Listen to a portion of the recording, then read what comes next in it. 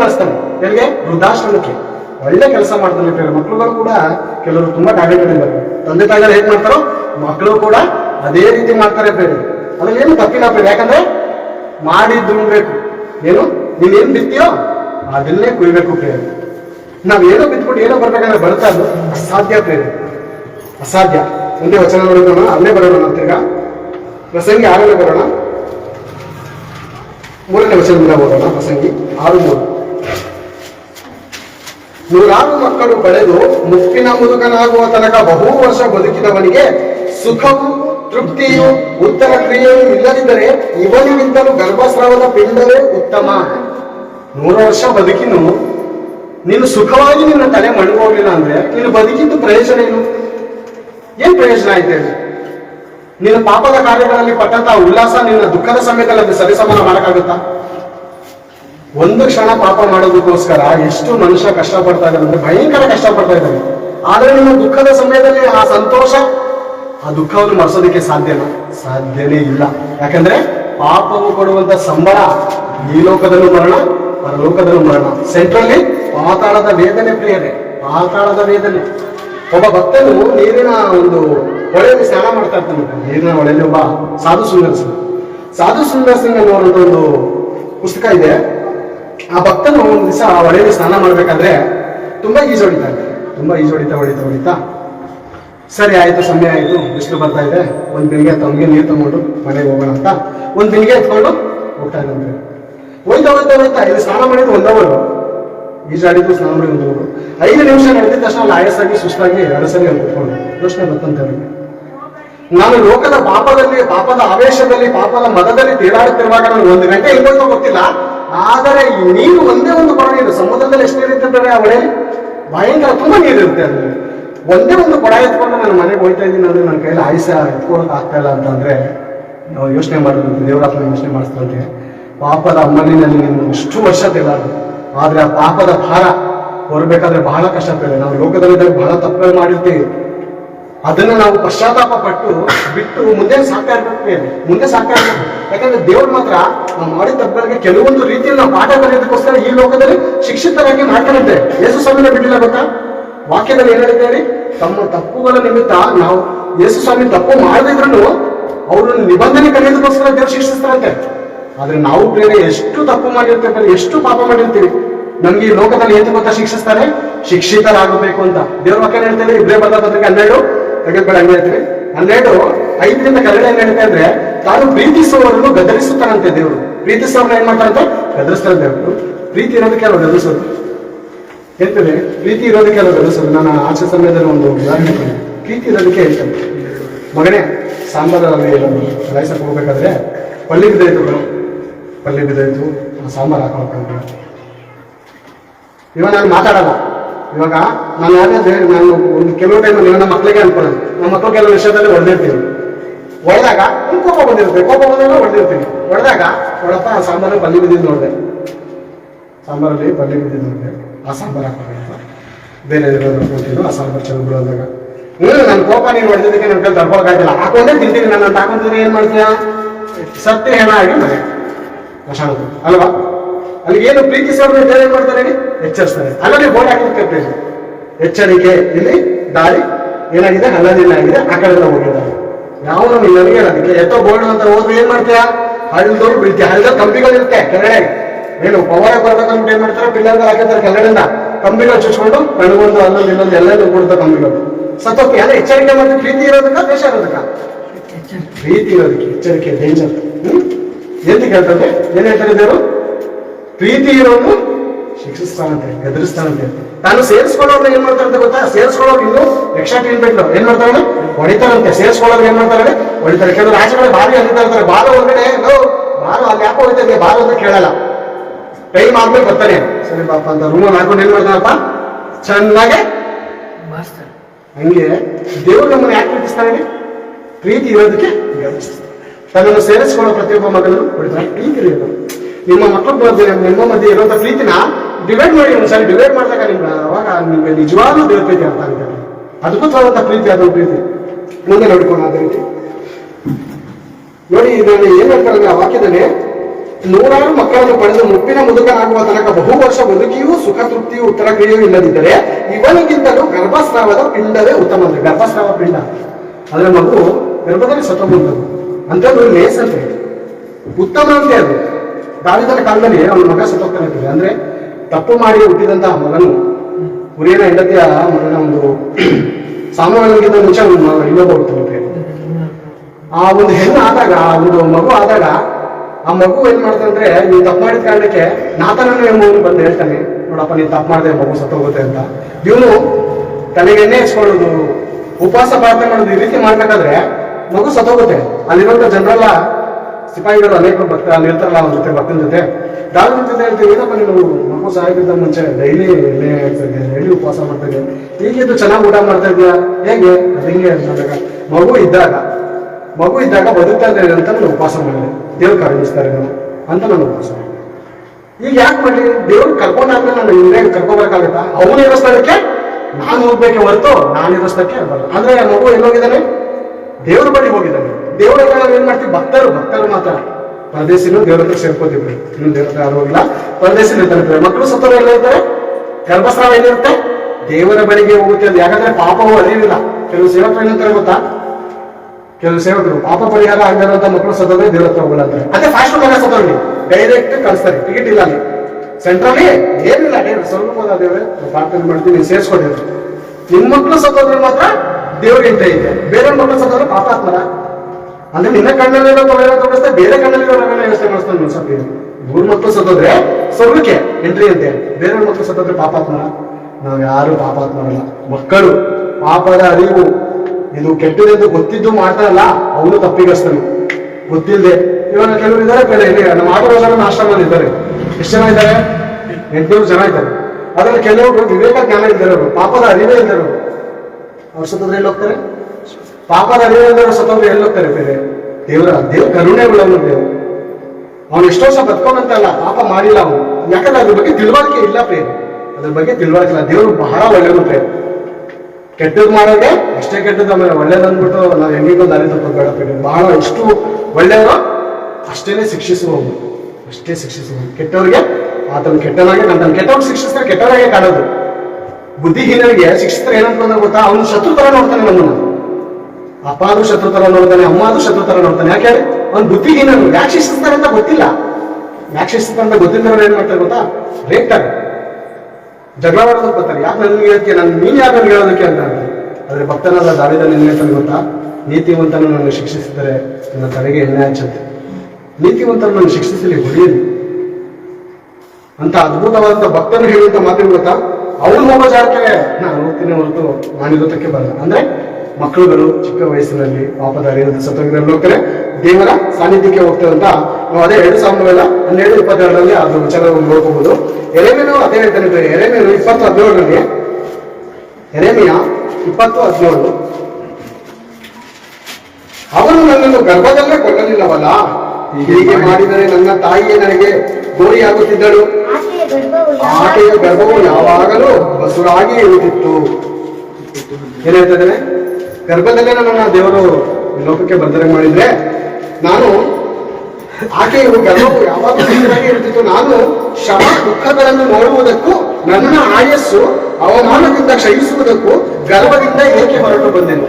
ಅಂದ್ರೆ ಈ ಲೋಕದಲ್ಲಿ ಅವಮಾನ ಅನುಭವಿಸ್ತಾ ಇದ್ದೀನಿ, ಬಹಳ ದುಃಖದಲ್ಲಿದ್ದೀನಿ. ನಾನು ಒಂದು ವೇಳೆ ತಾಯಿ ಗರ್ಭದಲ್ಲೇ ಸಿಕ್ಕಿದ್ರೆ ನನ್ನ ತಾಯಿ ಗರ್ಭ ಹೇಗೆ ಇರ್ತಾ ಇದ್ದು, ಗೋರಿಗಳು ಹೆಂಗಿರುತ್ತೆ ಬೇರೆ, ಅಲ್ಲಿ ಒಳಗಡೆ ಸುಣ್ಕೊಂಡು ಒಳಗಿರ್ತದೆ, ಭೂಮಿ ಒಳಗಡೆ ದೇಹ ಮ್ಯಾಲೆ ಮಾತ್ರ ಗೋರಿ ಹೆಂಗೆ ಮುಂದೆ ತರ ಕಟ್ತಾರೆ ಅಲ್ಲ, ಹಿಂಗಿರ್ತದೆ ಗೋರಿ. ಅವ್ರ ಹೊಟ್ಟೆ ಹೆಂಗಿರುತ್ತೋ ಅಯ್ಯೇ ಕಟ್ಟಿರ್ತಾರೆ, ಒಳಗಡೆ ದೇಹ ಇರಲ್ಲ. ಅಲ್ಲಿ ಹುಳಗಳೇನಾಗಿರುತ್ತೆ, ಒಂದು ವಾರದಲ್ಲೇ ತಿನ್ಬಿಟ್ಟಿರುತ್ತೆ, ಎಷ್ಟು ಹುಳ ತಿನ್ಬಿಟ್ಟಿರ್ತದೆ. ಗೋರಿಗಳು ಕೆಲವು ಕಡೆ ಹೀಗೆ ಮಾಡಿರ್ತಾರೆ, ಕೆಲವು ಕಡೆ ನಾನು ನೋಡಿದ್ದೀನಿ. ಅದು ಸೆಂಟ್ರ್ ಹೊಟ್ಟೆ ಇರುತ್ತಾವ, ಎಲ್ಲಿ ಮುಳುಗಿರ್ತಾರೋ ಅದೇ ರೀತಿ ಮಾಡಿರ್ತಾರೆ.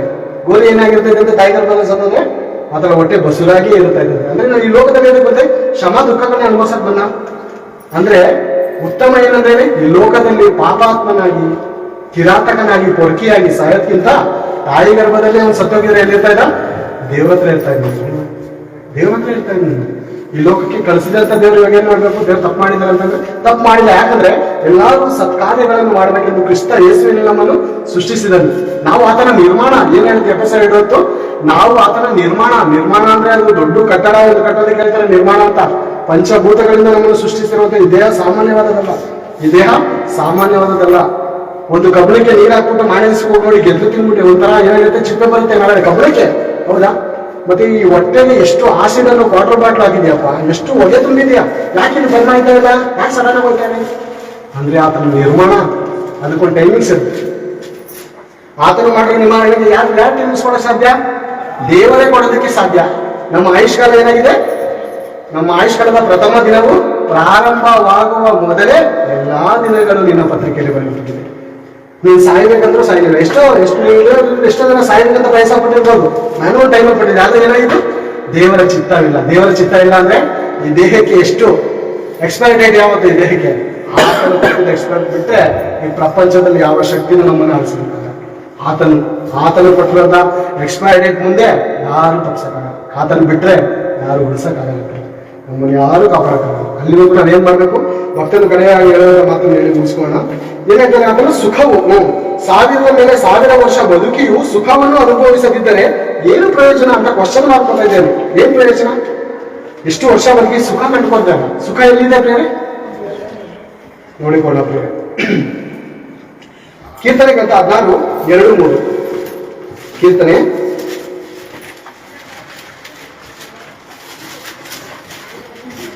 16:2. ನಾನು ಯೆಹೋವನನ್ನು ಕುರಿತು ನೀನೇ ನನ್ನ ಒಡೆಯನು, ನನ್ನ ಸುಖವು ನಿನ್ನಲ್ಲಿಯೂ ಹೊರತು ಅಲ್ಲ, ನಿನ್ನಲ್ಲಿಯೇ ಹೊರತು ಅಂದಿದ್ರೆ ಎಲ್ಲ ಲೋಕದಲ್ಲಿ ಸುಖ ಇದೆ ದೇವ್ರೆ, ಅದೇ ಪ್ರಕಾರ ನಿನ್ನಲ್ಲೂ ಐತೆ. ಎಲ್ಲ ಲೋಕದಲ್ಲಿ ಸುಖ ಐತೆ. ಕೆಲವರಿಗೆ ಸುವಾರ್ತೆಯಲ್ಲಿ ಕರ್ಕೊ ಹೋದಾಗ ಅವ್ರು ಬೇಕಾಗಿದ್ದನ್ನ ತಗೊಂಡು ಲೋಕದಲ್ಲಿ ತಿರ್ಗಾವದವ್ರು. ಯಾಕಂದ್ರೆ ಎಲ್ಲ ದೇವ್ರ ತರ ಇದನ್ನು ಅಂತ ಬಂದು ಇಲ್ಲೂ ಸುಖ ತಗೊಂಡು ಲೋಕದಲ್ಲೂ ಬಹಳ ಜನ ಸುಖ ತಗೊಂಡು ಏನ್ ಅನ್ಕೋತಾರೆ? ಎಲ್ಲ ಕಡೆ ಸುಖ ಇದೆ. ಇದ್ರಲ್ಲೂ ಯೇಸು ಸ್ವಾಮಿ ಹತ್ರ ಇದು ಒಂದು ದೇವರು. ಇನ್ನೊಂದ್ಸರಿ ಹೋಗೋಣ ಮಾತು. ನಾನು ಯೆಹೋವನನ್ನು ಕುರಿತು ನೀನೇ ನನ್ನ ಒಡೆಯನು, ನೀನು ನನ್ನ ಒಡೆಯನಲ್ಲ, ನೀನೇ ನನ್ನ ಒಡೆಯನು, ಒಬ್ಬನೇ ಒಡೆಯನು. ಪ್ರಪಂಚ ಮೋಕ್ಷ ಪದಾರ್ಥನಾದ ತಂದೆಯ ದೇವರು ಏನಾಗಿದ್ದಾರೆ? ಒಬ್ಬನೇ ಒಡೆಯನು. ನನ್ನ ಸುಖವು ನಿನ್ನಲ್ಲಿಯೇ ಹೊರತು ಬೇರೆ ಇಲ್ಲ ಅಂತ ಬೇರೆ ಎಲ್ಲೂ ಇಲ್ಲಂತೆ. ಸುಖ ಎಲ್ಲಿದೆ? ದೇವರಲ್ಲಿ ಪ್ರೇಮ. ಹಾಡಾಡ್ಬೇಕಾದ್ರೆ ಎಷ್ಟು ಜನ ಆನಂದ ಪಟ್ಟಿರ್ತಾರೆ, ಎಷ್ಟು ಜನ ದೇವರ ಒಂದು ಪ್ರೀತಿಯನ್ನು ಅನುಭವಿಸ್ತಾರೆ. ಹಾಡಾಡುವಾಗ ದೇವರನ್ನು ಗಣಪಡಿಸ್ತಾರೆ. ಆ ನಿಜವಾದ ಸುಖಕ್ಕೆ ಏನಾದ್ರು ಅಳತೆ ಕೊಡಕ್ಕಾಗುತ್ತೆ? ಏನಾದ್ರು ಒಂದು ಬೆಲೆ ಕಟ್ಟಕ್ಕಾಗತ್ತಾ? ಲೋಕದಲ್ಲಿದ್ದಾಗ ಯೋಚನೆ ಮಾಡಿ, ಲೋಕದಲ್ಲಿದ್ದಾಗ ಎಷ್ಟೆಷ್ಟು ಒಂದೊಂದು ದಿನವೂ ಒಂದೊಂದು ವರ್ಷದಂತೆ ಕಳೀತದೆ. ಲೋಕದಲ್ಲಿದ್ದಾಗ ಏನಂತ ಹೇಳಿ ಒಂದೊಂದು ವರ್ಷ ಕಾಲಕ್ಕೆ ಒಂದೊಂದು ಗಂಟೆ.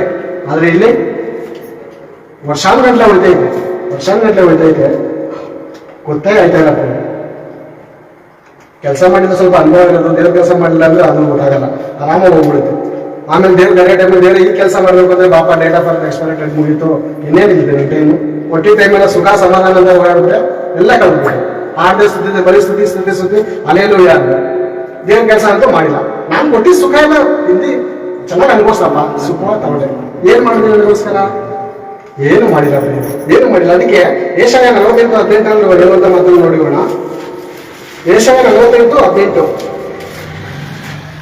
ನೀನು ನನ್ನ ಆಜ್ಞೆಗಳನ್ನು ಕೇಳಿದರೆ ಎಷ್ಟೋ ಚೆನ್ನಾಗಿತ್ತು. ಇದನ್ನ ಅರ್ಥ ಆಯ್ತಾ? ಅದಕ್ಕೆ ದೇವರ ಒಂದು ಆಶೀರ್ವಾದವನ್ನು, ದೇವರ ಒಂದು ಸುಖವನ್ನು ಅನುಭವಿಸೋದಕ್ಕೆ ಅರ್ಥ ಆಯ್ತಾ ಅನ್ಕೊಂಡಿದ್ರ?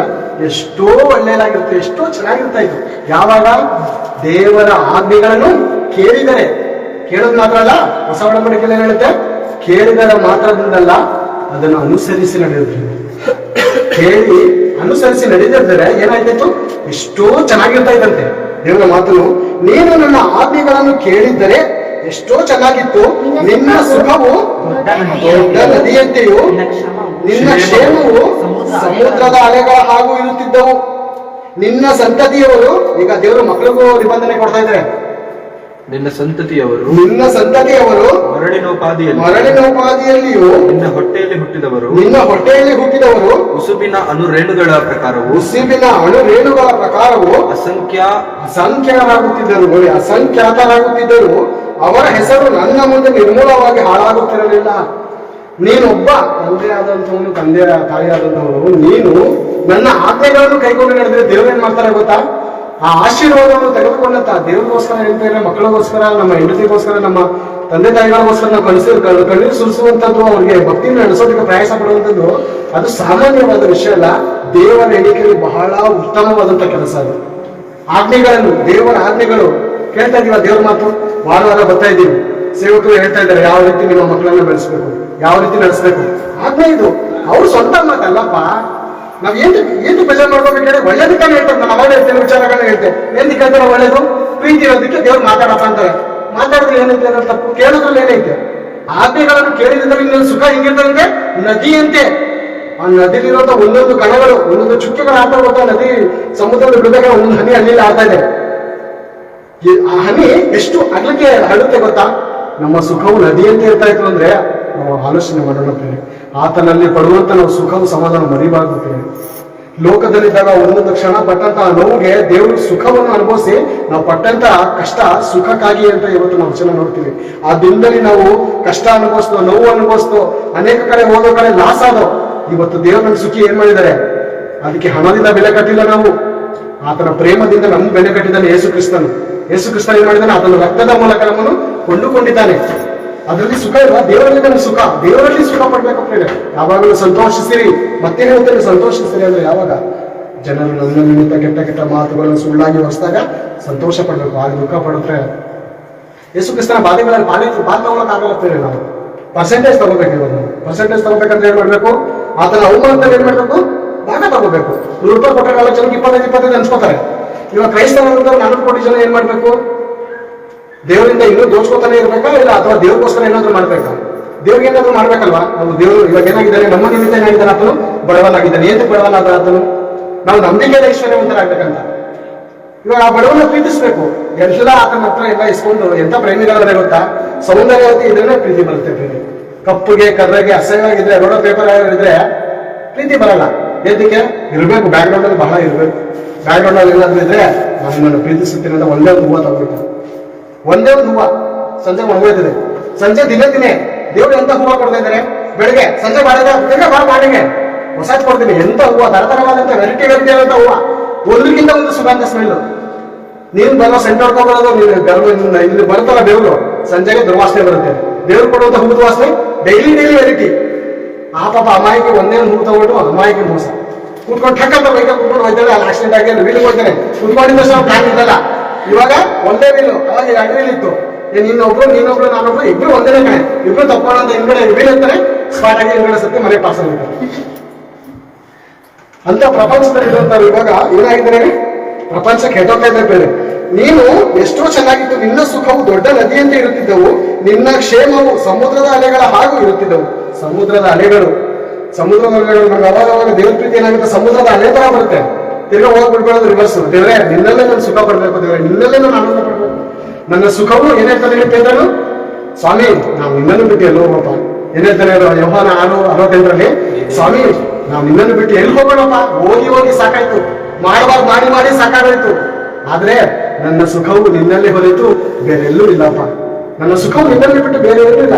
ನಿನ್ನನ್ನು ಬಿಟ್ಟು ಎಲ್ಲ ಹೋಗೋಣ ಸ್ವಾಮಿ. ನೋಡಿ ಹೇಳುವಂತ ಮಾತು ಅದ್ಭುತ ಹೇಳ್ತಾನೆ ಪೇತ್ರನು. ಯೋಹಾನ 6:68 ಇರ್ಬೇಕು ನೋಡಿ. ಸ್ವಾಮಿ ನಿನ್ನನ್ನು ಬಿಟ್ಟು ಅನೇಕ ಡೌಟ್ ಪ್ರಿಯರೇ, ಅನೇಕ ಡೌಟ್. ಯೇಸು ಸ್ವಾಮಿ ಈ ಕ್ರೈಸ್ತರ ಮಧ್ಯದಲ್ಲೇ ಹೊರಟಾಟ ಕಚ್ಚಾಟತಿ. ಯೇಸು ಸ್ವಾಮಿ ನಾನು ಸ್ವಾಮಿ ಅಂತ ಹೇಳಿದ್ದೇನೆ. ನನ್ನ ಮಕ್ಕಳಿಗೆ ನೀವು ಅಪ್ಪ ಅಂದ್ರೆ ನನಗೆ ಅಪ್ಪನ ಅಪ್ಪ ತಾನೆ. ನಾನೇ ಹೇಳ್ತಿದ್ದಂತ ಗೊತ್ತು. ಸ್ವಾಮಿ ಹೇಳಿದ್ರೆ ಸ್ವಾಮಿ ಅನ್ಸ್ಕೊತಾನೆ ಆತನು. ಅವನೇ ಹೇಳ್ತೀವಿ, ಅವರೇ ಹೇಳ್ಬೇಕಂತ ಯೇಸು ಸ್ವಾಮಿನೇ ಸ್ವಾಮಿ ಅಂತ ಹೇಳಿದ್ರೆ ನಾನು ಅಂತಿ ಅಂತ ನಂಬಿದ್ದೇನೆ. ಅವರು ಕೂಡ ಅಮಾಯಕ ಪಾಪ ಗೊತ್ತಾಯ್ತಾ ಇಲ್ಲ, ವಚನವನ್ನು ಧ್ಯಾನಿಸ್ತಾ ಇಲ್ಲ. ಸ್ವಾಮಿ ನಿನ್ನನ್ನು ಬಿಟ್ಟು ನಾವು ಇನ್ಯಾರ ಬಳಿಗೆ ಹೋಗೋಣ? ನಿನ್ನನ್ನು ಬಿಟ್ಟು ನಾವು ಇನ್ಯಾರ ಬಳಿಗೆ ಹೋಗೋಣ? ನಿನ್ನಲ್ಲಿ ನಿತ್ಯ ಜೀವವನ್ನು ಉಂಟು ಮಾಡುವ ವಾಕ್ಯಗಳುಂಟು. ಎಂಥ ವಾಕ್ಯಗಳಿದು? ನಿತ್ಯ ಜೀವ.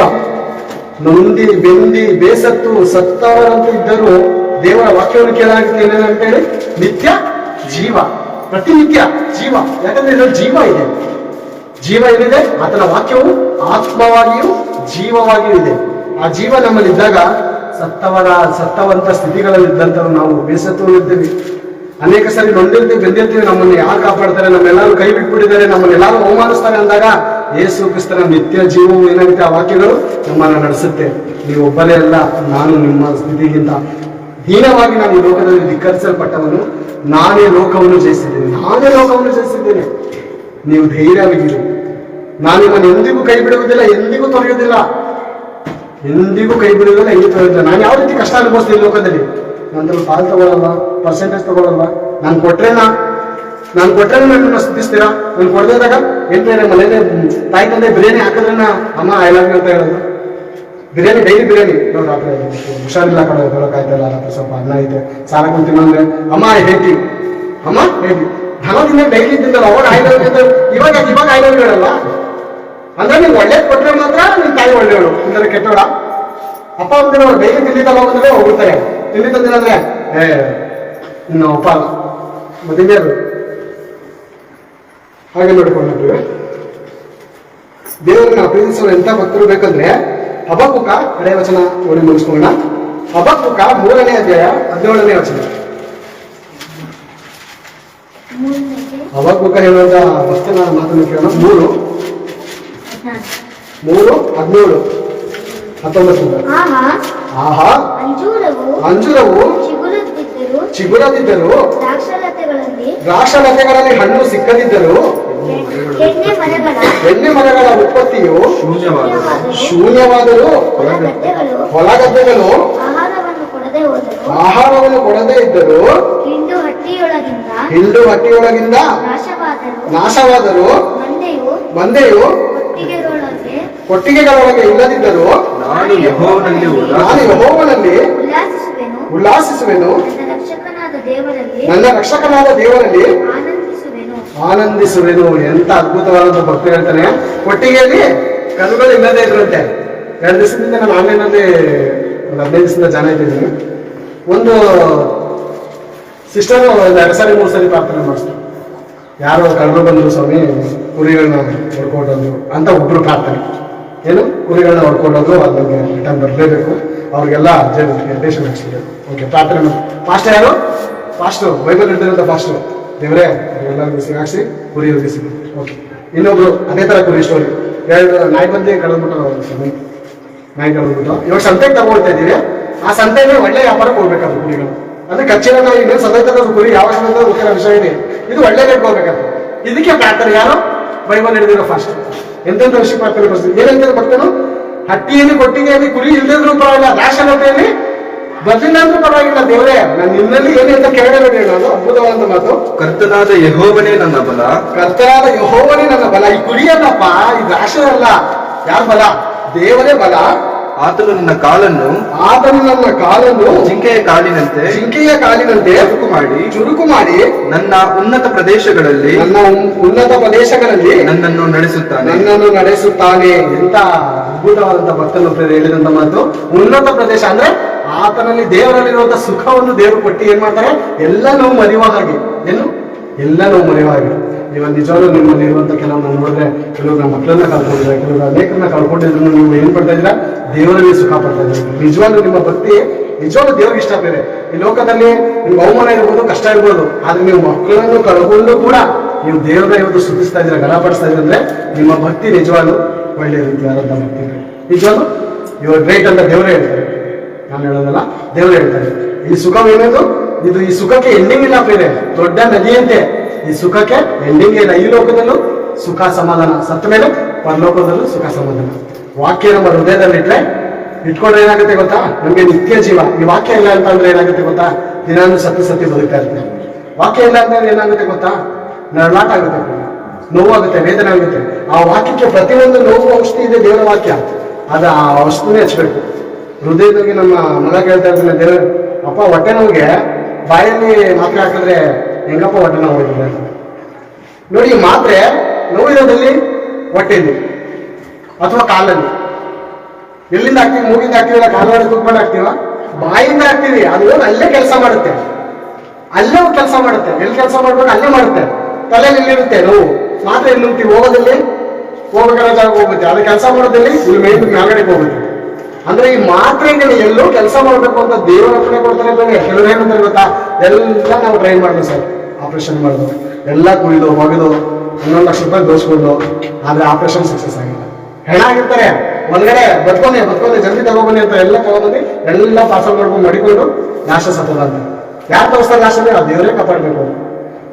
ಈ ಮಾತ್ರೆಗೆ ಎಲ್ಲೋ ಕೆಲಸ ಮಾಡ್ಬೇಕಂತ ಗೊತ್ತಿರ್ಬೇಕಾದ್ರೆ ಈ ದೇವರ ವಾಕ್ಯ ಸಜೀವವಾದದ್ದು, ಕಾರ್ಯವನ್ನು ಸಾಧಿಸುವಂಥದ್ದು, ನರನಾಡಿ ಮೂಳೆ ಮಾಂಸ ಮಜ್ಜುಗಳಲ್ಲಿ ತೂರಿ ಹೊರಗಡೆ ಬರುವಂಥದ್ದು ದೇವರ ವಾಕ್ಯ. ಇದು ಕೆಲಸ ಮಾಡಲ್ಲ, ಕೆಲಸ ಮಾಡುತ್ತೆ.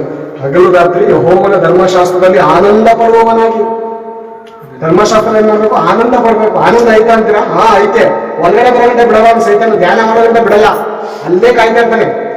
ನೀವು ಪ್ರಾರ್ಥನೆ ಕೂತ್ಕೋಬೇಕಾದ್ರೂ ಬಿಡಲ್ಲ, ದೇವರ ವಾಕ್ಯವನ್ನು ಧ್ಯಾನಿಸ್ಬೇಕಂದ್ರೂ ಬಿಡಲ್ಲ. ಆದ್ರೆ ಅಲ್ಲಿ ಒಳಗಡೆ ಎಂಟ್ರಿ ಆದ್ರೆ ಎಷ್ಟು ಸಲ ಹೇಳ್ತಾ ಗೊತ್ತಾ? ನಾನು ಬಾಗಿಲಲ್ಲಿ ಇಟ್ಕೊಂಡು ಕಾಯ್ತಾ ಇದ್ದೀನಿ, ಬಾಗಿಲು ತೆರೀರಿ. ದೇವರ ವಾಕ್ಯಕ್ಕೆ ಬಾಗಿಲು ತೆಗೆದ್ರೆ ದೇವರ ವಾಕ್ಯ ನಿಮ್ಮಲ್ಲಿ ಕಾರ್ಯ ಸಾಧಿಸ್ತದೆ. ದೇವ್ರಿಗೋಸ್ಕರ ಏನಾದ್ರು ಕೆಲಸ ಮಾಡ್ಬೇಕು ಅಂತ ಅನ್ಸುತ್ತೆ, ದೇವ್ರಿಗೋಸ್ಕರ ಬದುಕಬೇಕು ಅನ್ಸುತ್ತೆ. ವಾಕ್ಯ ಒಳಗಡೆ ಬರಲಿಲ್ಲ ಅಂದ್ರೆ ಸಮಾಧಿ ತರ ಬೇರೆ. ಆತನ ವಾಕ್ಯವು ನಮ್ಮಲ್ಲಿ ಇಲ್ಲ ಅಂದ್ರೆ ನಾವೇನಾಗ್ತೀವಿ ಹೇಳಿ? ಸುಣ್ಣ ಹಚ್ಚಿದ ಸಮಾಧಿಗೆ ಸಮಾನ ಅಂತ ಹೇಳಿ. ಬದುಕಿರುವಂತ ಹೆಸರಲ್ಲಿ ಮಾತ್ರ ನಾವು ಇರ್ತೀವಿ ಅಷ್ಟೇ, ಆದ್ರೆ ನಾವು ಸತ್ತವರಾಗಿರ್ತೀವಿ ದೇವರ ದೃಷ್ಟಿ. ಅದಕ್ಕೆ ನಮ್ಮಲ್ಲಿ ಯಾವಾಗಲೂ ನಿತ್ಯ ಜೀವನ ಬಿಟ್ಟರೆ ನಾವೇನ್ ಮಾಡಬೇಕು? ದೇವರ ವಾಕ್ಯವನ್ನು ಹಗಲು ರಾತ್ರಿ ಧ್ಯಾನಿಸುತ್ತಾ, ದೇವರ ಬಲವನ್ನು ಹೊಂದುತ್ತಾ, ದೇವರ ಒಂದು ನಾವು ಬಲಹೀನತೆಗಳ ದೇವರ ಬಲವನ್ನು ಹೊಂದುತ್ತಾ ದಿನ ದಿನ ನಾವು ಏನ್ ಮಾಡುವ?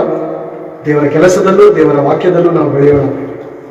ನಾವು ಬೆಳೆಯೋಣ, ನಮ್ಮ ಮಕ್ಕಳನ್ನು ಬೆಳೆಸೋಣ, ಅವ್ರಿಗೆ ಒಳ್ಳೆಯ ಒಂದು ದೇವರ ಒಳ್ಳೆ ಪದವಿಯನ್ನು ನಾವು ದೇವರು ಕೊಡಿಸೋಣ, ಒಂದು ಸೇವಕ ಮಾಡಬೇಕು. ಇನ್ನೊಂದು ದೇವರ ಮುಂದೆ ಅರ್ಕೆ ಮಾಡಿ ದೇವರಿಗೋಸ್ಕರ ಬದುಕಿ ನನ್ನ ಮಕ್ಕಳು ಅಂತ ಕೊಡಿತೇವೆ. ಆವಾಗ ದೇವರು ಅದ್ಭುತಕರವಾಗಿ ನಡೆಸುವಂತ. ಈ ಮಾತುಗಳನ್ನು ಹೇಳುವಂತೆ ದೇವರು ಮತ್ತು ಸಹೋದರರಿಗೆ ಸಮಯ ಮಾಡಿಕೊಟ್ಟಿದ್ದಕ್ಕಾಗಿ ದೇವರು ಸ್ತೋತ್ರವಾಗಲಿ. ಇದು ತಾಳದಿಂದ ಕೇಳಿದಂಥ ನಿಮಗೂ ನನ್ನ ಹೃದಯಪೂರ್ವಕ ವಂದನೆಗಳನ್ನು ಸಮರ್ಪಿಸುತ್ತಾ ನನ್ನ ಮಾತುಗಳನ್ನು ಮುಗಿಸುತ್ತೇನೆ.